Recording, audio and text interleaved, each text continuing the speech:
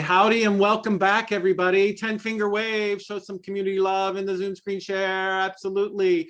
Now, I want your attention, please, to my Zoom screen share for a very important 30-second message. Deep within the SEP Foundation, a new experimental lab was built so a mad scientist could create hybrid monsters. In today's episode, we explore what hybrid shark monsters would look like. We've created a shark bunny, Sharkzilla, Shark Rex, and even a spider shark.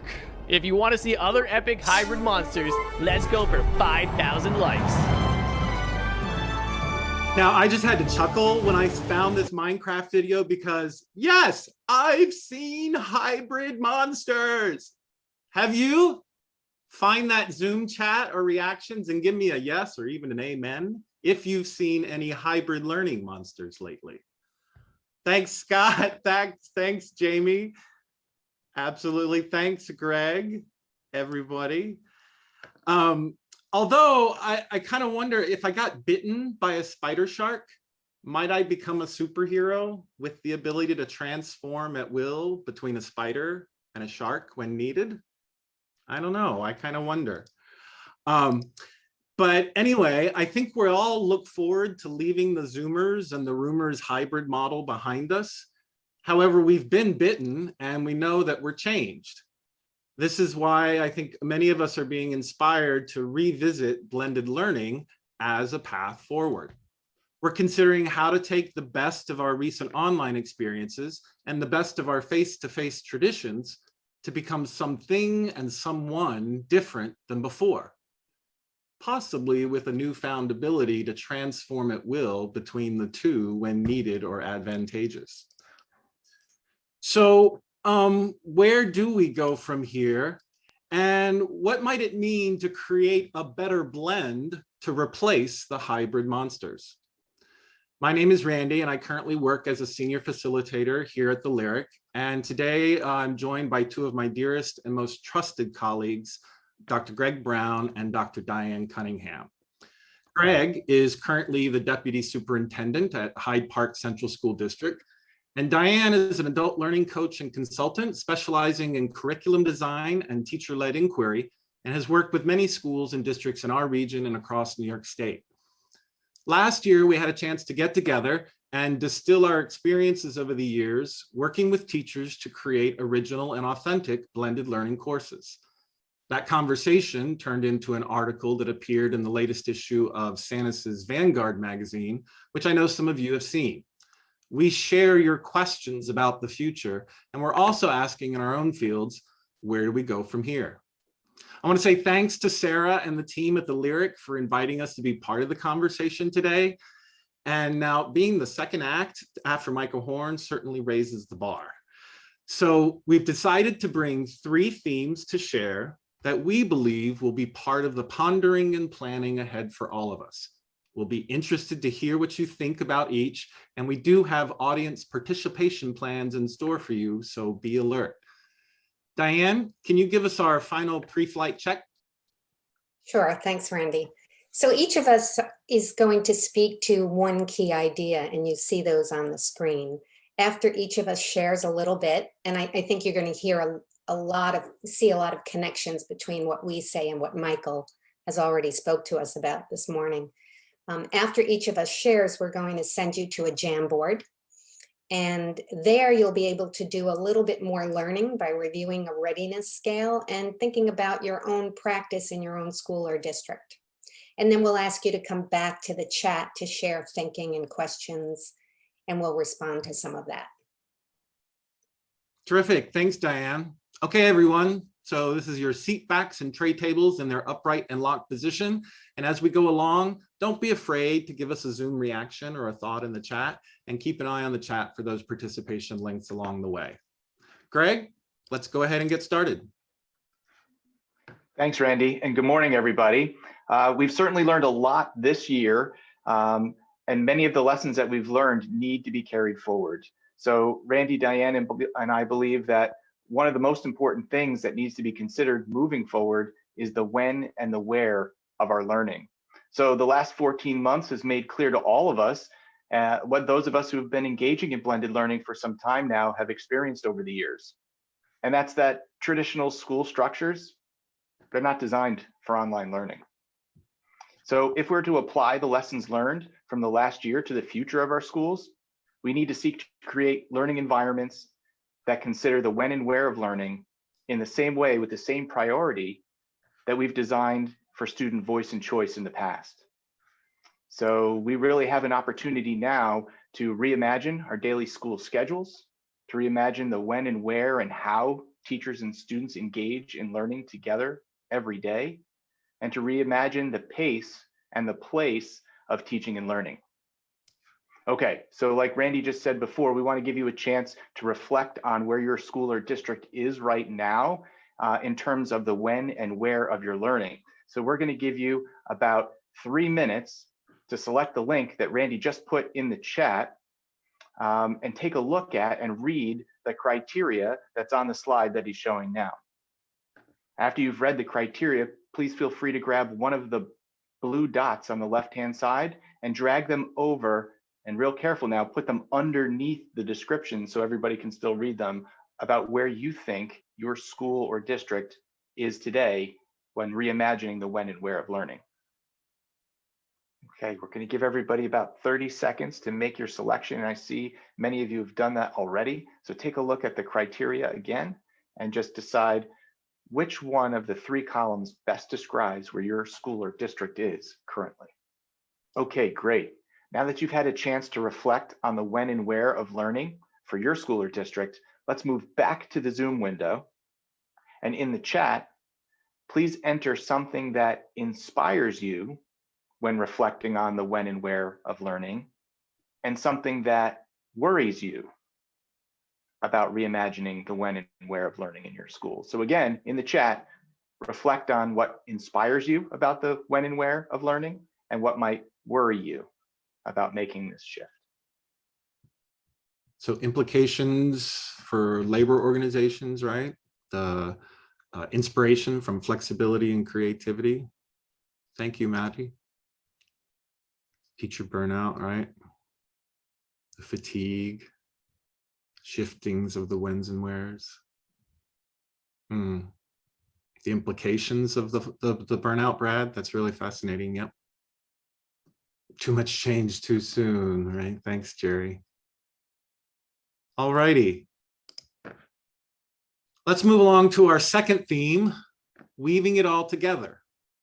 So the blended model incorporates both face-to-face and online learning, yes, but it can be tempting to treat these as 2 separate and possibly disconnected elements. It's not just a decision of either or, but one of how together. How will each component of our instruction feed forward and back to the other? This is what determines the degree of coherence in what we design, build, and deliver as blended learning. Blended teaching also calls upon us to ask what bits would work well online and which bits would work best face-to-face. Yet this also is not only a decision about the delivery of content, but one that also considers the advantages and limitations of each different learning environment to inform and inspire our instructional choices. For example, we know that synchronous face-to-face in-person environments are ideal for community building and to strengthen class culture and relationships, while asynchronous segments or online work can allow students to pursue self-paced lessons to build independence and self-regulation skills. Another factor in weaving it all together considers that idea of personalization. Is our instruction all together at the same time, all the time in the same place, at the same pace and path? And where and when do we incorporate degrees of choice and flexibility that are appropriate to the abilities and age and stage of our students? These are 3 facets that contribute to the strength and vitality of the weave we create when combining face-to-face and online instruction. Fragmented or connected, each modality chosen wisely with purpose, and the right degree of choice and flexibility to enable and empower, not abandon or overwhelm. The next board will help us reflect on where are we at with weaving it all together. Take a few minutes to read this next set of descriptions And then place a dot along the continuum that reflects your thinking. And we tried to plan accordingly to have enough dots for the crowd. So there's more dots. If you are unable to place one, feel free to place two. Personalize, color. Another minute, giving folks a chance. Okay, the dot activity seems to have been calming down. So I invite everybody back to the Zoom meeting, find that chat. As you consider weaving it all together, what inspires you or what worries you about that? Share a thought, a comment with the audience, with the crowd and the community. Anything unique about creating that weave that is inspiring for you, or that at this juncture worries you or has a question? Designing the environment for the student instead of the student fitting the environment. Thank you, Colin. What will we do with our experiences in the hybrid, and how will that influence or inform our choices in the blend? Absolutely. Any last thoughts to share about weaving it all together? Big discrepancy, Jim? That would be fascinating to hear more about in some more details. Yeah, yeah. And what we intend, or our intentions are, and our decisions are, and then what the experiences actually are, right? That's that observation, that note-taking, observing them in action. That's terrific, thank you.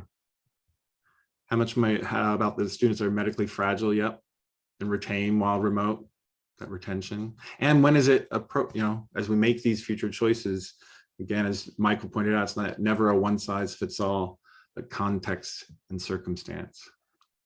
Thank you, ladies and gentlemen. On to the next, Diane. Thanks, Randy. So our models and our blended instruction are really only as good as the curriculum they serve. So even if we have the when and where figured out, and we have teachers who can blend, we really won't be readying our students for the future unless our curriculum is authentic, relevant, and I would add life-worthy to that. So we need curriculum that is focused on important concepts that connect disciplines. Michael spoke about the importance of content knowledge, but also conceptual knowledge is important because that's what helps students to make those connections between disciplines. We need curriculum that focuses on complex social issues, local and global problems, so that students see their work as relevant. And finally, I think the most important is that our curriculum should build the dispositions or the habits, as Michael called them, that will serve them 5, 10, and 20 years from now. So an authentic curriculum provides purposes and audiences beyond the teacher so that students experience the benefits of their work. It provides choice, like meaningful choice, allowing students to develop voice and agency. They get to build decision-making skills when they have control. And finally, these kinds of authentic experiences ask students to collaborate in deep ways. They collaborate to research, to curate materials, to solve problems, to discuss and surface perspectives. And those are also skills that serve them for a lifetime. So I'm going to leave you with an analogy before we send you back to the Jamboard. And I know Michael's had a lot of food references in his presentation, and this analogy is food-based again. If we have the dining room and we've set the table and we have skilled wait staff ready to serve our students, we really need to be sure that we're serving them a nutritious meal, one that builds the muscles of cognitive skills and dispositions that sustain them. So we're sending you back to the jam, and Randy, I think Randy's going to put the jam back in the chat box so you can review this scale there. And again, move a dot to where you see your curriculum right now. And yes, ladies and gentlemen, help all the other readers in the group. Make sure you're not clouding over with your dots. Use that white space below. That'll help everybody be able to continue their reading and pondering. If you are done, you can come back to the chat and post something that inspires or something that worries you related to making learning relevant, authentic, and life-worthy. So Thank old you. habits die hard, yes. And it's been my experience that carved out time for curriculum revision is essential to moving teachers along this scale. So changing curriculum is a 3, 4, 5 year, it's a marathon. You know, teachers can only change small chunks at a time often. And so if you think in terms of small steps, that might be a way to combat some of that fatigue and put teachers at ease so that they understand that they have time to transform curriculum. Greg, that is a legitimate worry, but I would say it might be a step toward making them the curriculum. So if you're not yet doing authentic projects, leaping all the way to the 3rd level of that scale is really hard, right? But if you work to the middle of the scale and then work your way up, you may be able to achieve that ultimate project-based learning experience where the project is the curriculum. Some excitement there. Thank you for sharing, Michelle, the little tidbits we can find that joy and excitement in. Continued revision and revising. The motivation around the exams and how that influences our actions absolutely is always a concern and challenge. We did hear Michael share that statistic about college. And my guess is that students may not also have the grit, the persistence, the conceptual knowledge and cognitive skills, thinking skills to sustain their stay in college. And that might, and this kind of curriculum can foster those things.